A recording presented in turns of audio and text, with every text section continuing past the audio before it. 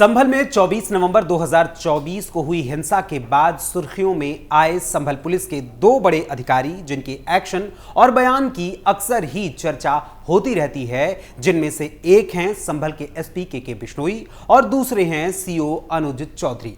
और इन दिनों होली के दिन पढ़ने वाले जुमे की नमाज को लेकर दिए गए सीओ अनुज चौधरी के बयान की सबसे ज्यादा चर्चा हो रही है और साथ ही चर्चा के साथ साथ विपक्ष इस बयान को लेकर ताबड़तोड़ अपनी भी पलटवार कर रहा है। सीओ अनुज चौधरी के बयान को लेकर एक ओर जहां सियासी तौर पर हंगामा मचा हुआ है, तो वहीं दूसरी ओर उनके इस बयान के बाद संभल के डीएम ने भी एक बड़ा ऐलान किया है।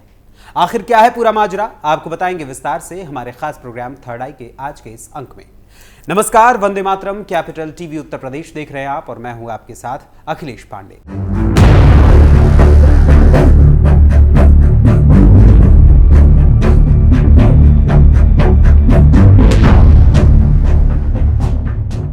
इस साल होली के ही दिन जुमे का दिन भी पड़ रहा है, यानी शुक्रवार का दिन पड़ रहा है जिसमें जुमे की नमाज अदा की जाती है।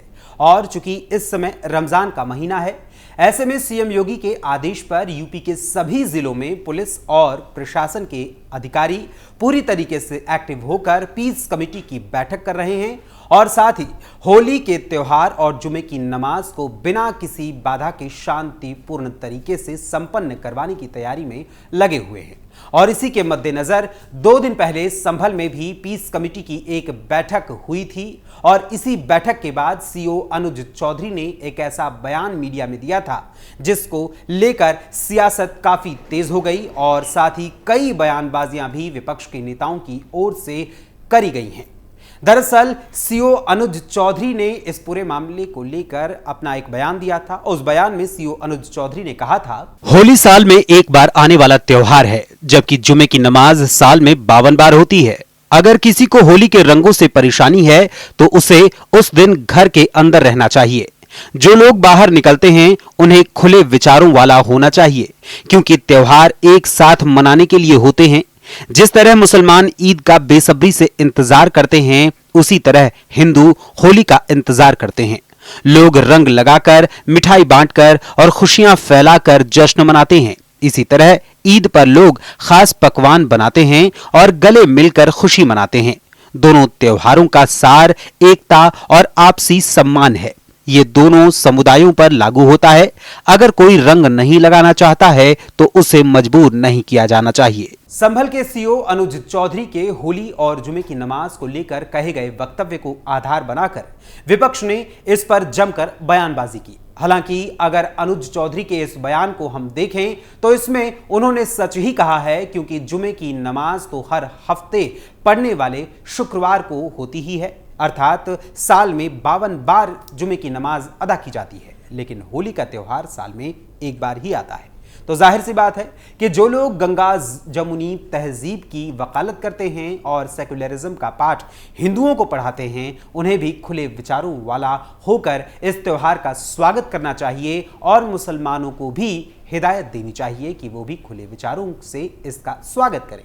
लेकिन नहीं, भला हिंदुओं के पक्ष में कही गई कोई बात इस विपक्ष को कैसे रास आ सकती है।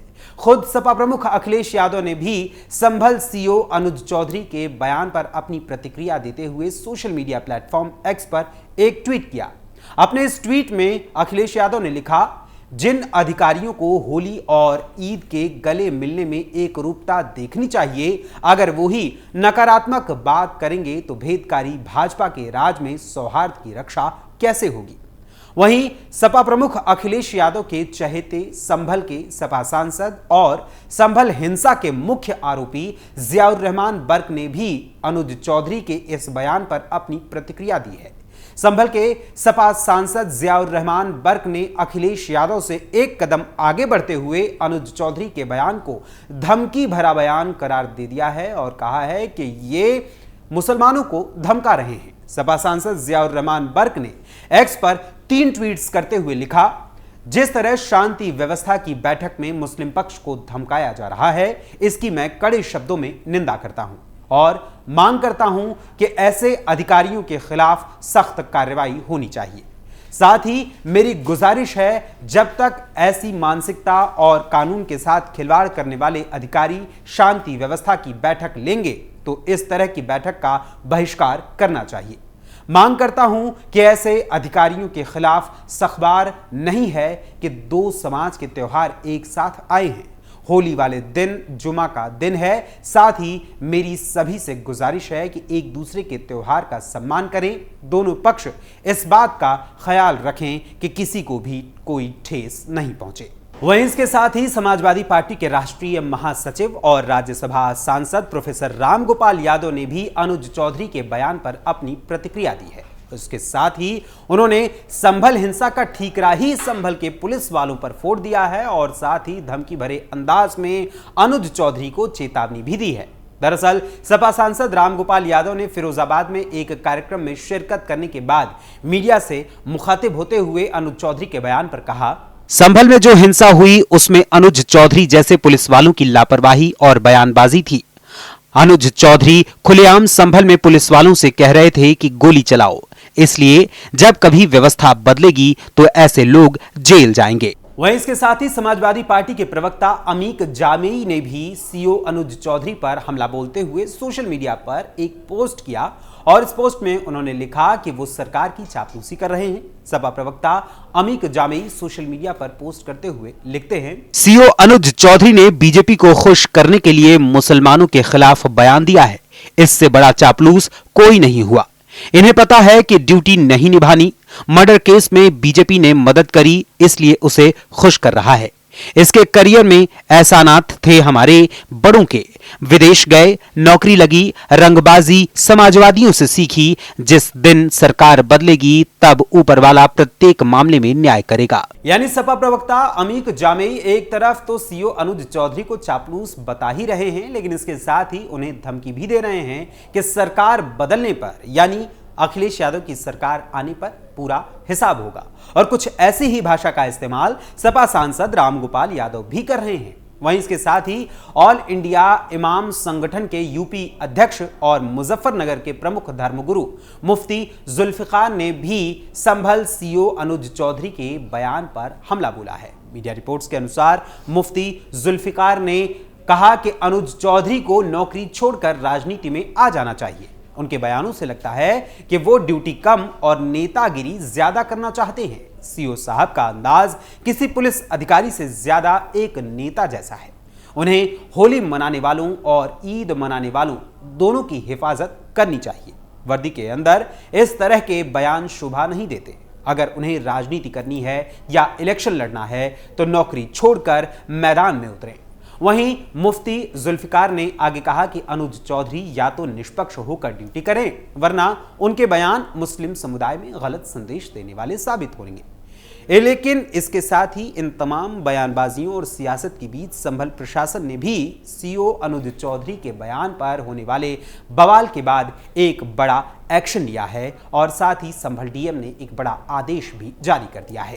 संभल डीएम ने दिया बड़ा आदेश। उत्तर प्रदेश के संभल में बीते दिनों होली और जुमे को लेकर सीओ अनुज चौधरी का बयान न सिर्फ सुर्खियों में बना बल्कि उसका कड़ा विरोध भी विपक्ष की ओर से देखने को मिल रहा है। बयान सोशल मीडिया पर तेजी से वायरल हो रहा था, जिसके पश्चात विपक्ष का लगातार इस बयान पर एक्शन या यूं कहें कि प्रतिक्रियाएं सामने आनी शुरू हो गई। सीओ के बयान के बाद अब यहां संभल डीएम भी पूरी तरीके से एक्शन मोड में आ गए हैं। संभल डीएम डॉक्टर राजेंद्र पेंसिया ने सभी अधिकारियों की मीडिया ब्रीफिंग पर फिलहाल के लिए रोक लगा दी है। जी हां, संभल के डीएम डॉक्टर राजेंद्र पेंसिया ने आदेश दिया है कि अब कोई भी छोटा बड़ा अधिकारी बिना परमिशन के मीडिया में किसी भी तरह का कोई भी बयान नहीं देगा। जनपद में डीएम और एसपी की परमिशन के बाद ही कोई अधिकारी किसी भी प्रकार का कोई बयान मीडिया को दे सकता है। कलेक्टर के इस आदेश के बाद अब संभल में कोई भी अधिकारी मीडिया से बात नहीं कर पाएगा। यानी फिलहाल के लिए अब संभल में कोई भी अधिकारी डीएम और एसपी के आदेश के बगैर मीडिया में किसी भी प्रकार की कोई भी बयानबाजी नहीं कर सकता है।